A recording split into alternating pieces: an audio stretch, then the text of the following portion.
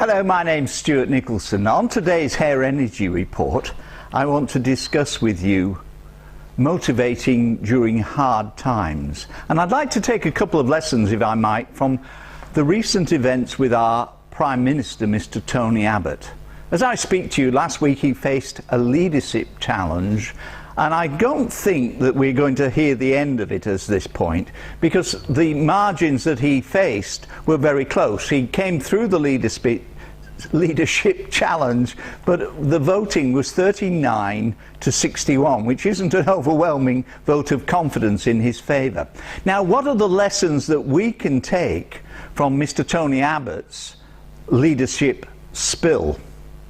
And I think that one of the fundamental things that he's mistakenly done is not take his team with him. Now, I'm obviously not working on the inside, but one of the things that happens when we're going through difficult times, and I think that the Australian government is still facing very difficult times, he hasn't kept a manner of calmness with his team. He hasn't taken them with him and told them not to worry, because that's what's happened with his backbenchers. They're worrying more than working. And he's not told them often enough what a good job that they're doing in difficult times. Number one, keep calm, tell them more often how they're doing and how you're taking them along, even if it's difficult times. Number two, level with them. Give them good news, but also don't be afraid to tell them about the bad news. And I think that we have a responsibility as employers and managers to communicate both levels of things. And I know that the natural tendency is only to tell people about good news and shy away from sharing bad news. If you want to bring a team along, they have to know the circumstances, the good news and the bad news.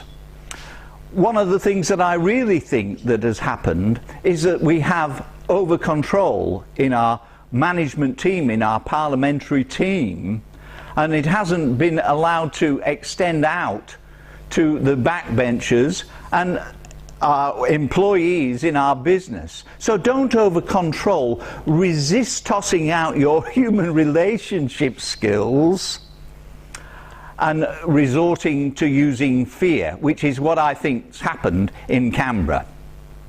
So he's given up on selling the ideas, or hasn't sold the ideas, and used fear to motivate his team.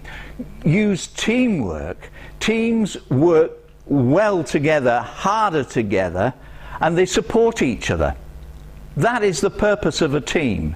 Teams work harder together and support each other. Focus on the long term is another important factor in building a team and working through difficult and hard times. So if we haven't enough work to do in the salon, adopt training programs. Do some training. Get out the dolly models. What can we do about long hair? Can we do something new? Give them something to focus on other than the fact that we're standing around, and something that's going to build on us for the long term, so that something, when the business turns around or when the environment turns around, we have some new skills to take into the marketplace. So focus on the long term. And finally, in the motivating through hard times, use humour. It is impossible to motivate people with a dour face. You have to be pleasant. You have to be warm and outgoing. So use humour where you can in motivating your team to a better outcome for your business. And Mr. Abbot, I think, has been too serious. And I see many business owners, when things aren't going quite their way, become extremely serious and haven't got the ability to communicate on a one-on-one or a team level because they're not using any humour. Now go do something kind for somebody. Let them in the traffic, give them a wave. Open the door. My name's Stuart Nicholson. Now go do something for your business.